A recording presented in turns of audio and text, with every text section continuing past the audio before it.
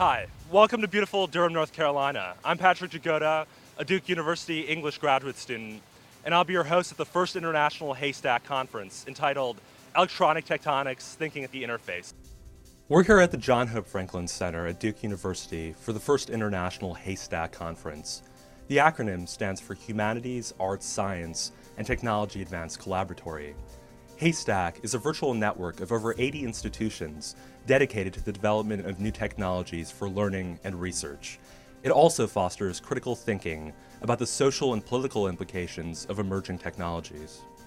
The John Hope Franklin Center is actually an umbrella for 23 different units that are housed here in the building, and HASTAC is one of the programs that makes part of that 23. But they have really been able to bring together a lot of the different focuses that we've had over the years of trying to bring together international and technology and interdisciplinarity. And it's just been extremely exciting having them here because they really have been sort of this exciting group to focus on and to bring people together. And having the conference here this year has been just spectacular.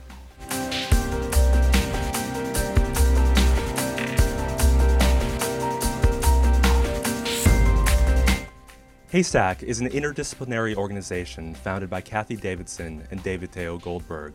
This event, Electronic Tectonics, is the culminating moment of the information year. You know, you start with a crazy idea, which is you're going to have an organization that has no walls, no disciplines, no boundaries, and all you're going to do is think together about the future of learning. I've seen a lot of the friction that's emerged because of tools and because we speak different languages and because we have different expectations. And in the past couple years, with the advent of blogs and point-and-click publishing, that sort of thing, a lot of the barriers to entry have come down.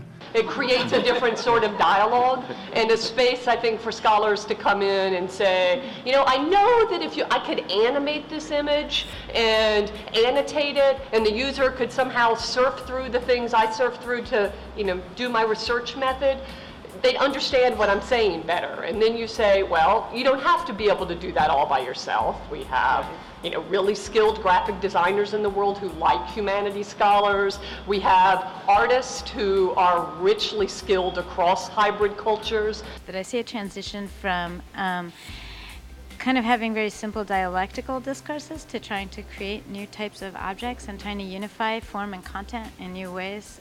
So for me, it's not that we haven't been doing this all along, but now we have new opportunities to actually extend the work that's been going on in the humanities beyond what it's already done.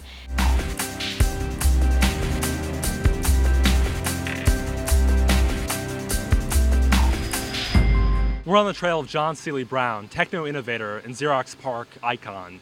He's about to give a keynote address about learning in a network age. Let's see what happens. I think of this as a very complex multi-dimensional montage, you know, where basically things clash with each other. And through the dialectic clash, new ideas come into being. And so it actually suggests brand new reading practices. And I think what we're really talking about here is how do we start to invent not just new ways to render, but things that require new practices to be able to read. And that, I think, is going to be part of the kind of innovation process that you guys are going to have to figure out as we go forward. I mean, originally, I believed that social sciences held all the answers for the ways to look at how technology gets embedded in a society.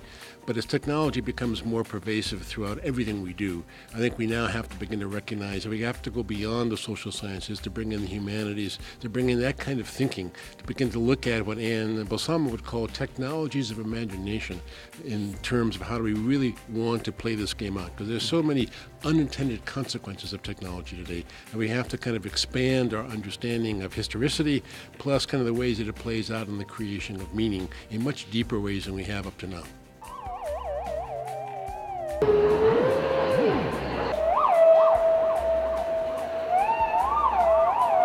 Hi, it's day 2 of the International HASTAC conference, and we have some exciting techno panels already in progress. Let's take a look around and see what's going on. But I actually think that that the fact that we don't know what we're doing, that we really don't know what we're doing in terms of digital technology, learning, and science, is the starting point for us moving forward. It actually tells us a whole set of things that we should do and a whole set of things that we shouldn't do. And if we could play the DVD, just a little excerpt of a news special. The computers are coming. coming, as we've seen this week, to affect most areas of our lives. Behold, the human and the computer. This dance to technology by a living, breathing human, and the electronic dancer drawn with eerie skill by a person using a computer, in perfect step. Rebecca Allen, the artist who animated that dancing figure, thinks computers are too important to be left solely to scientists.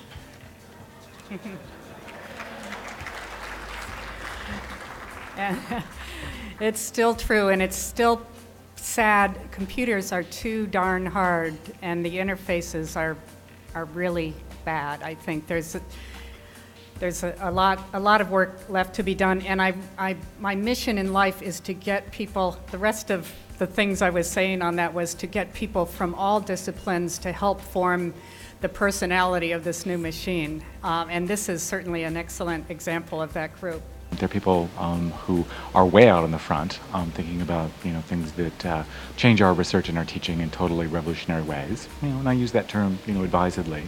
In terms of collaborative work and in terms of dissemination modes, and that that's going to be really important, because I think especially in terms of our teaching, what we're encountering is a tech-savvy generation of students who are really amenable to using those technologies. Mm-hmm. But they really need our guidance to think critically and to think about the effects that technology has on their lives.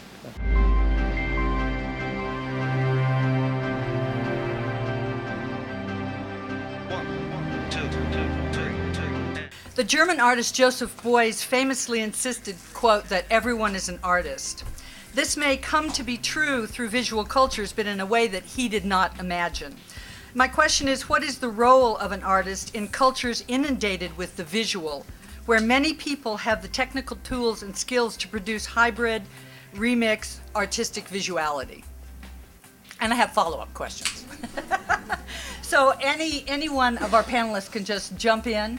I prepared them with the questions before, so some people have been taking notes. My name is Anya Belkina. I'm an artist who works in many genres, and now, as Lev Manovich put it, hybridizing them in the environment of new media. I think I would alter Beuys's statement. I would say that every artist has a potential. I mean, every person has a potential for being an artist, but not necessarily that everyone is an artist. I think, especially in our age of pervasive visuals, it is important for a person who thinks of himself or herself as an artist to be visually literate. And what it means to me is that that person can bring in congruency the intent or the content of the work with its formal manifestations. Hi, Carl Brown from the Rockefeller Foundation. I have two questions. First is for Dan. I'm wondering if you can talk about sloppy standards compliance and whether that's important for the spread of these standards. I'm thinking specifically about the HTML and XHTML validators, which every time I go to a web page, I click on them just for fun, and they never validate. So I don't know if you have statistics on how many % of web pages actually follow the spec, but I bet it's pretty low. I'm looking at that first question like this close up. I just accepted to be the chair of the new HTML working group, so. Right response.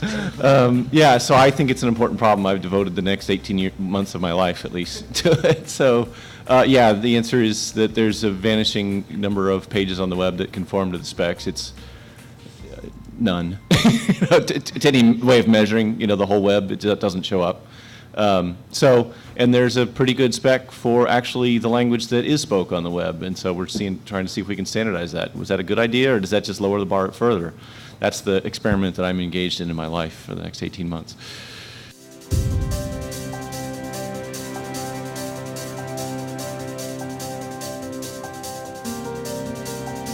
Performance artist Rene Garcia is about to take us through a live remix of video and soundscapes that will critique terrorism and the neo-surveillance state. Let's go inside and have a look. We're in the presence of great weightlessness. Give it up for Dr. Mixova.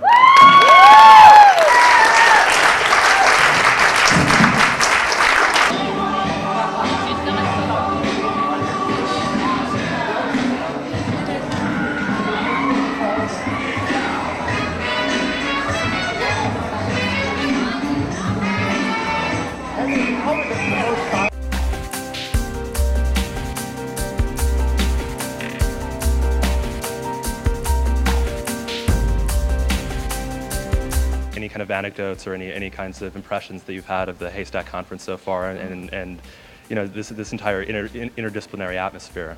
Well, it's heaven. I think that when James Boyle asked the question this morning and said how many people are familiar with something, and like everyone raised their hand and he looked so delighted. I guess it was Creative Commons.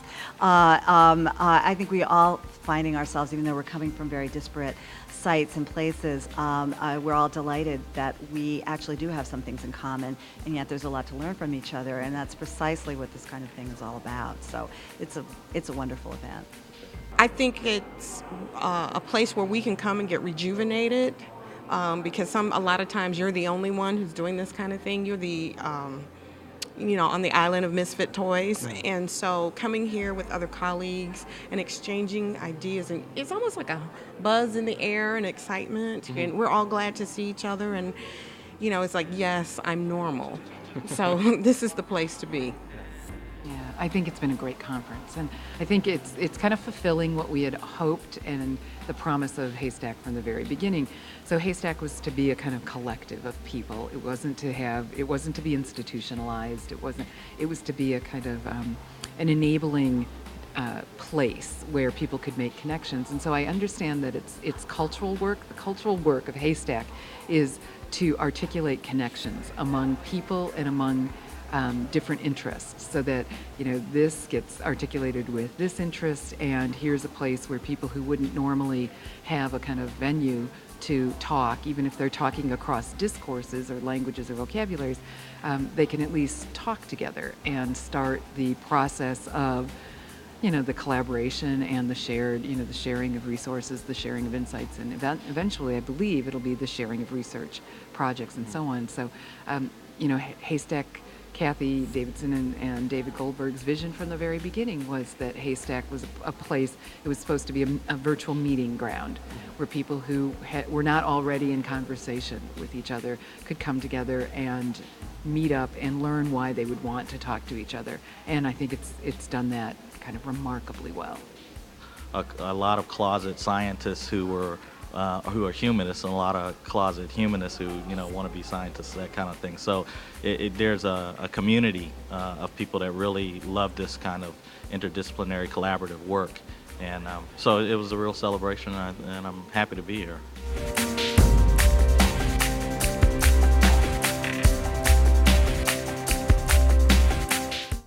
At the close of the Electronic Techtonics Conference, I'm joined by the mother and father of HASTAC, Kathy Davidson and David Dale Goldberg. You're not the grandfather. Right. And I was wondering if I could get your reaction to the MacArthur Grant Foundation announcement this morning. Well, I don't think we could be happier. We're a virtual organization. We're relatively new. We were trying something no one had tried before, and suddenly the most prestigious granting foundation in America decides to have its first competition in the United States, a competition for digital media and learning, and have HASTAC be the organizers of that conference and the sponsors of the conference. It couldn't be a greater honor for us or a greater challenge. We're really looking forward to seeing what will come from this competition. It's an incredible honor. They've expressed confidence in the fact that a virtual institution is able to spread in virtual and not so virtual ways the creation of a field, the spread of ideas, the production of new knowledge, and the production probably of new technologies in and through us. And I think it's quite extraordinary that they've expressed this vote of confidence in us. HASTAC is a network, a mobilizing institution, as we like to call it, a mobilizing network. And I think it's in that they've recognized the potential for us to reach out both through our own networks, which are quite vast as they exist, but beyond, and to become a network of networks as well, and through that to sort of sponsor this competition. So it's, I think, a fantastic opportunity all around. I heard a wonderful thing at the end of the conference where one of the computer scientists said to me, "You don't understand. You haven't just brought together humanists and computer scientists. You've brought together computer scientists whose fields are different and who haven't been together before. And a comment like that makes you aware of how fragmented and segregated knowledge is. And since HASTAC is trying to be a knowledge network, it feels right that we're running this competition. You know, that in fact it is the logical extension of what we've been trying to do, which is to connect people from very diverse domains around this idea of digital media and learning. On the flip side of that, I heard a similar comment, but about humanists, namely that we brought humanists together who barely talk to each other. So I think we're doing something right. We're good, Mama and Papa.